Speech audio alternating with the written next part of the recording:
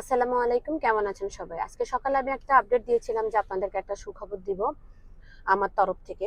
সেটা হচ্ছে কিছুদিন আগে যারা আমাকে ফলো করেন তারা হয়তো জানেন যে আমি আসলে একটা ভিসা ফ্রড বা দালালের ব্যাপারে কথা বলেছিলাম।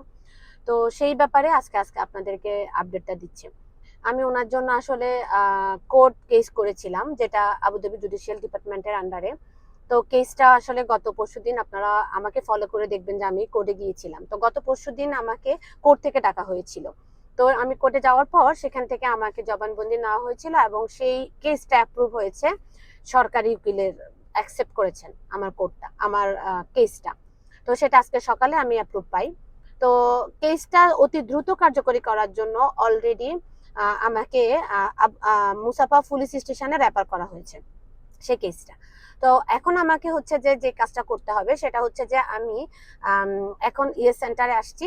এখান থেকে ইনজাস থেকে আমাকে হচ্ছে যে মই অথবা আবুধাবি পুলিশে কেসটা ফাইল করতে হবে, কেসটা অতি দ্রুত দ্রুত করার জন্য। বা এটা আরেকটা কেস হবে, একটা কোর্টে চলবে আর একটা পুলিশ স্টেশনে চলবে।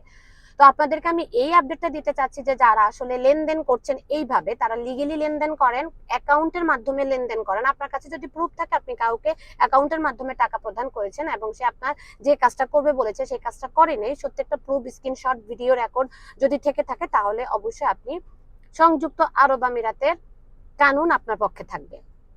তো আমি এইটুকু বলতে চাই, যারা বাংলাদেশি আছেন তারা লিগেলি বিজনেস করেন, ঠিক আছে? যারা প্রতিষ্ঠানে আছেন তাদের কোম্পানির অ্যাকাউন্টে আপনারা টাকা পয়সা লেনদেন করেন, ক্যাশে লেনদেন করলে রিসিট হাতে রাখেন।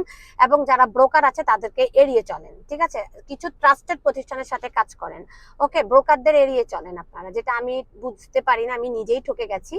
তো এতটুকুই বলবো, যারা আসলে কেসে যেতে চান, করতে চান, তারা যদি কোনো রকম ইনফরমেশন জানতে চান তাহলে আমার সাথে যোগাযোগ করতে পারেন, আমি অবশ্যই আপনাদেরকে হেল্প করব। আর অবশ্যই এইসব ব্যাপারে আপনারা নিজেরাও সচেতন হবেন, অন্যকেও সচেতন করবেন। আর একটা ব্যাপার হলো যে যারা আসলে বিজনেস করছেন লিগেলি করেন না, অন্যর হক মেরে কেন করবেন? আপনি 2 টাকা ইনকাম করেন, এর মানে এই না যে অন্যকে জবা করে দিবেন, তাই না? আর আমার এই ভিডিওটা যারা দেখবেন, আমি অর্থাৎ আপনারা অনেকেই জানেন যে আমি 34,000 দিরহামের একটা স্ক্যামিং এ আমি পড়েছি। তার মধ্যে হচ্ছে যে বেশিরভাগ পেমেন্টই আমি ক্লিয়ার করে ফেলেছি। যারা আমার এই ভিডিওটা দেখছেন তাদের মধ্যে তারা আছেন এখানে, অবশ্যই কমেন্ট করে এসে জানাবেন যে আপনাদের পেমেন্টটা কিন্তু আমি অলরেডি ক্লিয়ার করে দিয়েছি। কিছু সামান্য বাকি আছে, তাদের ভিসা প্রসেসিং এর কাজ আমি করছি। সো আসলে যে কাজে আপনারা থাকবেন, সততার মধ্যে থাকতেই হবে। আপনি সততার মধ্যে, সত্যের মধ্যে থাকলে আল্লাহ আপনার সাথে আছে, কানুন আপনার সাথে আছে। তো আপনারা সবাই যারা ইসরাত জুনের পাশে আছেন অবশ্যই সাপোর্ট করবেন, আমি যেন সবার মুখও সেভাবে খুলতে পারি এবং সত্যের পাশে থাকতে পারি। আমি কিন্তু একা। সবাই ভালো থাকবেন, সুস্থ থাকবেন। আল্লাহ হাফেজ।